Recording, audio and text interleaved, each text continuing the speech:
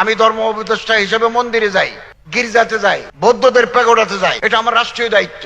এক ইহুদি এসে বলেন, ইয়া রাসূলুল্লাহ আপনি আমার জন্য দোয়া করেন। হযরত বলেন, আল্লাহ তোমার স্বাস্থ্য ভালো রাখুক, তোমার সহায় সম্পত্তি বৃদ্ধি করে দিন, আল্লাহ তোমার আওলাদ ফরজন্দে বরকত দান করুন। রসুলের পক্ষ থেকে ইহুদিদের প্রতি দোয়া। আমি কেন শারদীয় শুভেচ্ছা বলতে পারবো না? ফেব্রুয়ারিতে নির্বাচন হবে, আমরা চলে যাব, এরপর আমি মন্দিরে যাব না।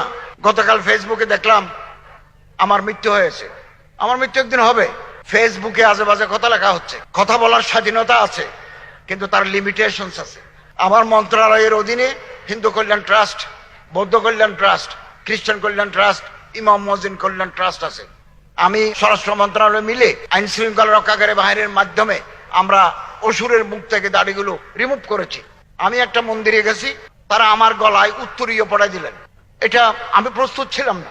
আমি কোনোদিন মন্দিরে গিয়ে পূজা করি নাই, গীতা পাঠ করি নাই, নম নম নমস্তে বলি নাই। আমি ইমানদার, আমি মুসলমান।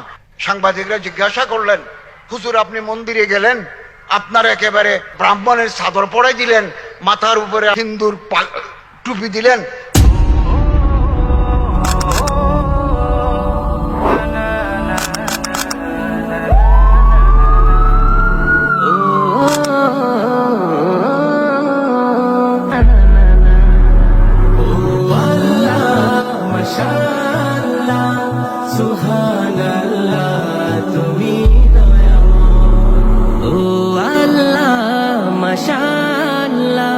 সুবহানাল্লাহ তুমি দয়াময়। এই দুনিয়ায় তোমারই কথায়, তোমার ইশারায় জানি সবই হয়। ও আল্লাহ মাশাআল্লাহ সুবহান। আমি মাদ্রাসার ছাত্র, বেসিক্যালি একেবারে আমার শিক্ষা জীবন আলিফ বা তাসা,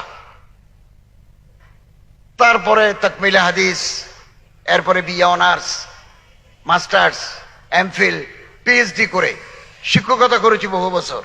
এরপরে রাষ্ট্রীয় দায়িত্ব এসেছি।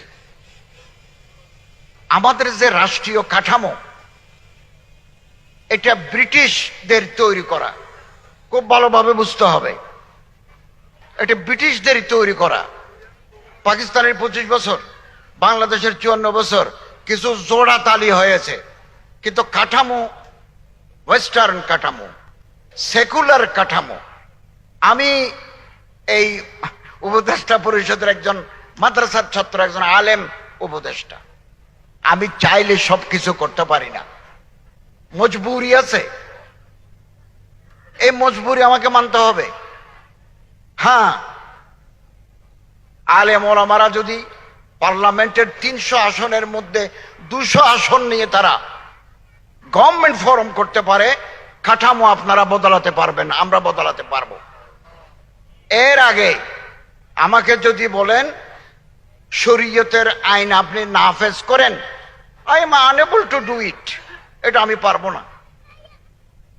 মজবুরি, এই মজবুরির জন্য গুনাহ হবে।